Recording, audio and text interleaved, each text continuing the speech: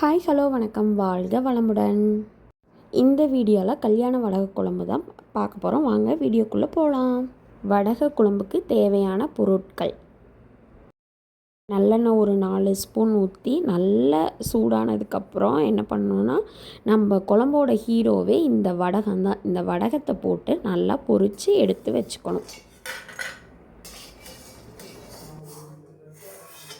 இப்போ தாளிக்க கடுகு 1 ஸ்பூன் போட்டுக்கணும். கடுகு நல்லா பொரிஞ்சதுக்கப்புறம் என்ன பண்ணணுன்னா, உளுத்தம் பருப்பு 1 ஸ்பூன் போட்டு நல்லா கொஞ்சம் அதுவும் ஒரு பொன்னிறமாக வந்ததுக்கப்புறம் கடலைப்பருப்பு 1 ஸ்பூன் போடணும். சீரகம் கொஞ்சம் போடணும். அப்புறம் மிளகு சும்மா ஒரு 2-3 போட்டால் போதும். வெந்தயம் ஒரு 1/4 டீஸ்பூன் போட்டிங்கன்னா போதும். இதெல்லாம் கொஞ்சம் நல்லா பொன்னிறமாக வந்ததுக்கப்புறம் வீட்டிலே தயாரித்த தாளிப்பு வடகம் இருக்குல்ல, அந்த வடகத்தை போடணும். கொஞ்சம் போட்டிங்கனாவே போதும். நல்ல குழம்பும் டேஸ்ட்டாக இருக்கும், மணமாகவும் இருக்கும்.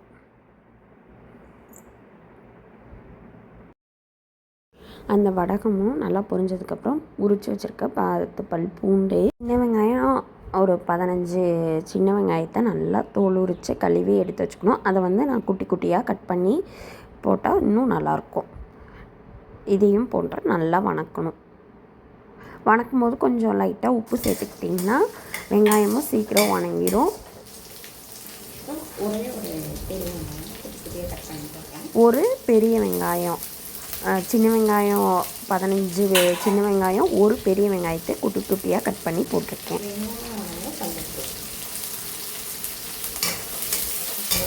வெங்காயம் பூண்டெல்லாம் நல்லா வணங்கினதுக்கப்புறம் 4 தக்காளியை மிக்ஸி ஜாரில் போட்டு ஜூஸ் மாதிரி எடுத்து வச்சுக்கிட்டேன். இது மாதிரி தக்காளி அடித்து ஊற்றினோம்னா குழம்பு நல்லா திக்காக இருக்கும். இப்போ மஞ்சத்தூள் 1 ஸ்பூன், மிளகாத்தூள் 1 ஸ்பூன்,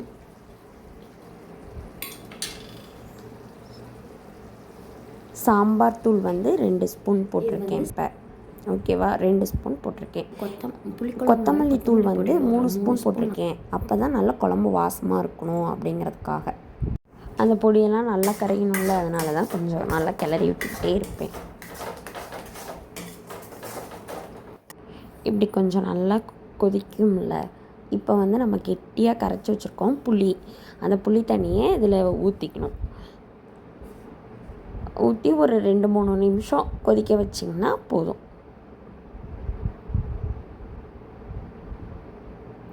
இப்படியே கூட வச்சுக்கலாம். நான் இன்றைக்கி தேங்காய் அரைச்சி ஊற்றி வச்சுருக்கேன்.